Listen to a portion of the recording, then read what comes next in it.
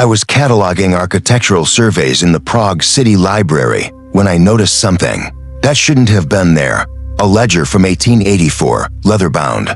The kind of record that usually contains property assessments and boundary disputes. Routine bureaucratic work. But buried among the cadastral entries, someone had made a notation. Not official notation. Handwritten, in the margins, beneath a sketch of what appeared to be a large fortified structure. The sketch was labeled with two names. The first name was crossed out, heavily, deliberately. The ink pressed so deep it had nearly torn the paper. The second name hastily scrawled, different handwriting entirely reads simply, New Administration. Rename for records. I should have moved on. The discovery was marginal, a curiosity. The kind of archival fragment historians encounter weekly. Without consequence. I didn't move on. What strikes most historians as ordinary administrative documents? Bureaucratic notation. Institutional records becomes extraordinary only when you examine it closely. When you realize that marginalia exists for a reason. That someone felt compelled to document something they weren't supposed to document. That they labeled it with instructions that sound less like standard procedure and more like concealment protocol. The ledger sat in the archive's uncatalogued collection. No researcher had requested it in decades. No scholarly work had cited its contents. It occupied the kind of archival purgatory reserved for documents that contain information without cultural relevance, or so the standard historical framework suggests. But archival neglect isn't always accidental. Sometimes it's instructed. Sometimes entire collections are organized in ways that ensure their most significant contents remain undisturbed. What started as idle interest became systematic. I began cross-referencing the same fortified structure across other city records, municipal plans, architectural registries maintained in adjacent administrative regions. The same pattern repeated. Same structure, same location, two different names in the records, separated sometimes by months, sometimes by years. The transition always marked by official correspondence suggesting administrative consolidation. Record standardization, the bureaucratic language of governmental reorganization. But consolidation doesn't explain why the original name needed to be struck through with such force. Standardization doesn't explain why someone felt compelled to write concealment instructions. Reorganization doesn't explain why every instance of the renaming followed the same procedural pattern, as if from a distributed manual rather than independent administrative decisions. That's when it got strange. The structure in question appeared in historical accounts predating the 1800s, with a name that disappeared entirely from official records. After 1870, earlier sources 17th century traveler accounts, merchant guild records, ecclesiastical correspondence consistently referenced this structure by a designation that simply vanished from municipal documentation, not gradually replaced, not superseded by a more accurate name as cartographic knowledge improved, systematically erased, replaced with something generic, something that could refer to any administrative building, any fortress, any civic landmark. The second name they assigned it means nothing. Regional Administrative Center Number 7. Central Municipal Authority Fortress. Names that obscure rather than identify. Names designed not to inform but to homogenize. Names that could apply to any building of similar function, stripping away the distinctive nomenclature that connected this structure to a larger architectural tradition, a broader historical narrative, a civilization that supposedly never existed. This isn't how history is typically revised. When scholars discover that a building's name was incorrect, they revise the record to reflect the corrected information. They don't replace a specific, identifying name with anonymous numerical designation. They don't obscure, they clarify. But here, the official process did the opposite. Specificity was replaced with ambiguity. Identification was replaced with anonymity. Information was systematically obscured. The implications extend beyond architecture. If an entire civilization's architectural legacy could be systematically renamed, and the original records destroyed or sequestered, what else in official history has undergone similar treatment? If Tartaria's existence could be documented in hundreds of sources and then erased through coordinated effort, what other documented entities might have suffered equivalent erasure? The methodology used to suppress Tartaria renaming. Record destruction, archival reorganization, academic. Exclusion is a template. If it succeeded once, it could succeed elsewhere. It could succeed repeatedly. The suppressed entities might vastly outnumber what we call documented history. I realized I was looking at the wrong question. I wasn't finding inconsistencies in record keeping. I was finding evidence of deliberate relabeling. This discovery forced me to reconsider every major structure I'd casually accepted as historically verified. Cathedrals, fortresses, bridges, entire city layouts all maintained multiple designations across different archival systems, all showing evidence of systematic renaming during specific administrative periods. The Prague situation wasn't unique. It was a template, a methodology repeated across regions, across centuries of documentation, with clockwork precision. I began searching for the original names. This proved nearly impossible through conventional channels. Official histories provided nothing. University archives offered contradictions and revisions, as if committees had sanitized them. But older sources pre-standardization documents, foreign administrative records written before coordinated renaming occurred, merchant accounts from communities that maintained their own naming conventions independently. These occasionally preserved fragments of the original designations. The research methodology itself becomes instructive. Traditional historical channels, peer-reviewed journals, academic publications, university curricula, these systematized around the new narrative decades ago. Access these institutions, and you find Tartaria relegated to error, to myth, to cartographic confusion. But circumvent these channels, examine uncatalogued collections, cross-reference foreign administrative records, study structures themselves through architectural analysis, reconstruct historical naming from merchant guilds and ecclesiastical records. The picture inverts. The evidence accumulates. The suppression becomes visible. The comparative study revealed something extraordinary. In foreign administrative records, Ottoman surveys, Russian imperial documents, Polish church archives, the same structures appeared with names consistent with the obscured original designations. These foreign records, created independently, before any centralized coordination of historical narrative, used naming conventions that matched the crossed-out names in Czech records. The correlation was too precise to be coincidental, too consistent to be independent variation. It demonstrated that the original names weren't invented to obscure the truth. They were legitimate designations used by multiple independent administrative systems across different empires. No conspiracy could coordinate naming conventions across Ottoman, Russian, and Polish sources prior to modern standardization. The names had to be historical. The structures had to have borne them. The renaming had to be deliberate suppression of a prior reality. The names I discovered carried remarkable consistency. Not variations of the same name across different regions, but identical designations appearing simultaneously across impossibly distant geographic locations. Structures separated by thousands of kilometers, built in different centuries, serving different functions, shared the same linguistic root in their original naming conventions. A linguistic root that predated the European Renaissance, that appeared in Slavic administrative records, in Germanic ecclesiastical documents, in Ottoman military correspondence.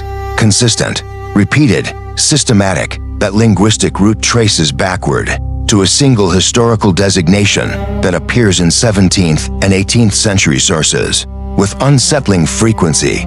References to an empire, a political entity, an architectural tradition that supposedly never existed. Tartaria. The official explanation is that Tartaria is a geographical misconception, a phantom region that cartographers, through confusion and imprecision, repeatedly included on maps throughout the 16th to 18th centuries. Once geographic knowledge became standardized, through improved surveying and colonization, Tartaria vanished from legitimate cartography because it was never real, never was. A mistake repeatedly perpetuated through imperfect copying of maps from previous centuries. It's presented as a kind of cartographic folklore. Harmless error corrected through knowledge accumulation. This explanation should work. It accounts for the cartographic inclusion. It explains why no contemporary political entity called itself Tartaria. It provides a rational framework for understanding historical error and the self-correction of scholarship. Except it doesn't account for the architecture, and it certainly doesn't account for the deliberate destruction of evidence. The original names preserved in fragmentary documents don't designate Tartaria as a geographic region. They reference it as a cultural designation, an architectural tradition, a building standard. Structures throughout Europe and Asia, fortifications, administrative centers, civic buildings carry design elements, engineering principles, and construction techniques that appear standardized across vast distances.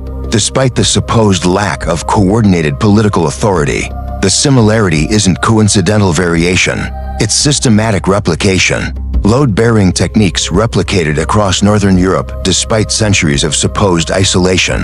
Foundational engineering principles repeated in structures thousands of kilometers apart. Decorative architectural elements appearing with such uniformity across different regions that they must represent either direct copying or coordination between builders. Consider the geographic distribution alone. What natural pattern of independent development produces identical architectural solutions in Prague, Moscow, Kiev, and cities further west? What chance convergence results in the same decorative motifs appearing on buildings separated by years of difficult travel? The answer is no natural pattern, no chance convergence, only coordinated propagation, only an organized architectural tradition with sufficient institutional authority to maintain standards across continental distances. These aren't features that would naturally develop independently. They're features that suggest a unified architectural culture, a shared building standard, the hallmark of a centralized authority capable of maintaining and propagating construction principles across continental distances. The structures bearing these characteristics were all renamed, all relabeled, all repositioned within new historical narratives that denied any connection between them. But here's where the official explanation begins to fracture entirely. The renaming wasn't random. Administrative efficiency. The renaming followed specific, coordinated patterns. Archives from different political administrations show evidence of simultaneous correspondence regarding architectural nomenclature changes. Letters between municipal authorities thousands of kilometers apart discussing standardized renaming procedures, official directives specifying which building designations should be preserved and which should be systematically replaced. Administrative memos using nearly identical language. Despite originating from supposed independent authorities, the coordination required for this renaming wasn't bureaucratic accident. It was deliberate policy implemented across multiple independent administrations during a specific historical period, the late 1800s to early 1900s, precisely when archival systems were being standardized, precisely when historical narratives were being consolidated into textbook versions, precisely when photographic technology made record-keeping verifiable and harder to contradict. The renaming appears synchronized with another phenomenon, the systematic destruction or obscuring of evidence that might contradict the new historical narrative.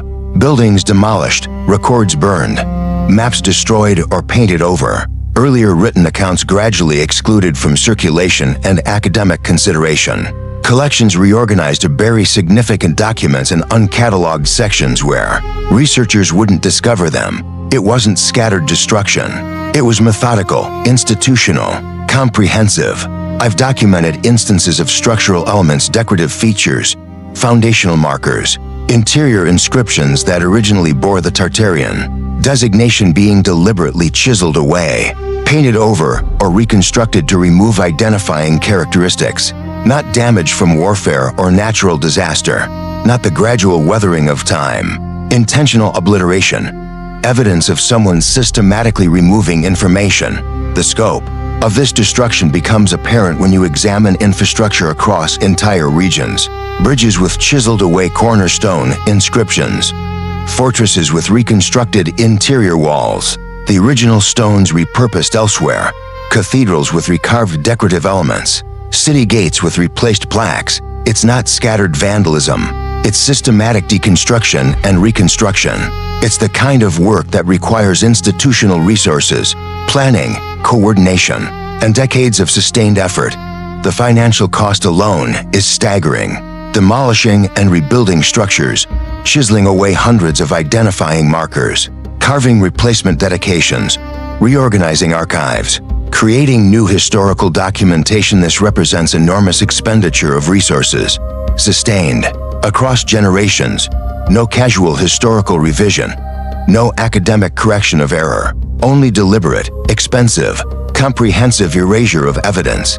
The deeper this investigation extends, the more impossible the official narrative becomes. The probability of independent origin for these architectural standardizations approaches 0. The probability of simultaneous, coordinated administrative renaming across multiple governments approaches 0. The probability of accidental evidence destruction approaches 0. When you calculate the statistical likelihood of all these elements occurring independently, identical architectural standards across continents, simultaneous renaming across different political jurisdictions, parallel destruction of evidence across different archival systems, consistent exclusion of information from academic institutions, the cumulative probability becomes incomprehensibly small. Mathematically, it doesn't exist, yet it happened.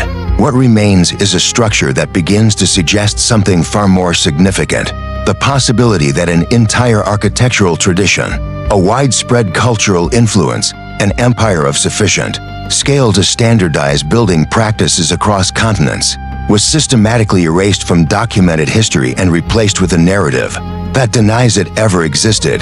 The evidence points not toward accident or natural historical revision, but toward deliberate, sustained institutional suppression.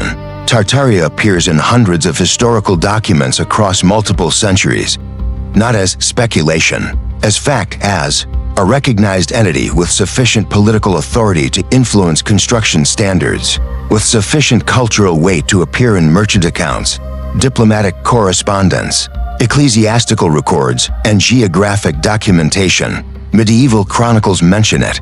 Renaissance maps include it. Early modern diplomatic texts reference it as an established entity, not a rumor, not a myth. A documented power structure with defined territories and recognized authority. The consistency of these references across independent sources and different cultures is remarkable. Ottoman records reference it. Russian imperial documents acknowledge its influence. Polish ecclesiastical archives document interactions with it. These aren't citations of a common source creating propagated error. These are independent testimonies from different political entities, different administrative traditions, different language groups, all consistently describing the same entity, the same architectural traditions, the same cultural influence. And then it disappeared, completely, suddenly, like someone had drawn a line and said, "Before this point, you existed. After this point, you never did." The timing is crucial. This coordinated erasure didn't occur during periods of intense institutional chaos or the upheaval of revolutionary change. When records naturally go missing, it occurred during the 1880s to 1920s, precisely when governments were consolidating power, standardizing records, creating the modern bureaucratic apparatus, precisely when record-keeping became sophisticated enough that inconsistencies would be noticed, precisely when technological advancement made it harder to suppress information. The response wasn't to permit documentation of the inconsistency. The response was to coordinate elimination of the inconsistency itself, to rename structures before photography could permanently capture their original designations, to burn records before systematic archival cataloging could preserve evidence, to reorganize collections before researchers developed methodologies that could identify patterns. The question isn't whether these renamed monuments prove Tartaria existed. That question presupposes the official narrative deserves presumption. The real question is fundamentally different. Why did historical authorities determine that an entire civilization required systematic erasure? Why coordinate across multiple governments to relabel its architectural legacy? Why destroy or paint over identifying characteristics? Why exclude documentary evidence from official record? Why expend enormous resources across multiple generations to suppress information? The standard academic response would suggest this is projection, conspiracy theory, a pattern imposed on random historical phenomena. but patterns require testing, and this pattern is testable. The comparative analysis holds. The archival evidence exists. The architectural standardization is documentable. The coordination across administrations is visible in surviving correspondence. The simultaneous destruction of evidence is verifiable through catalogs of what once existed and no longer exists. The monuments are still there. The structures remain visible.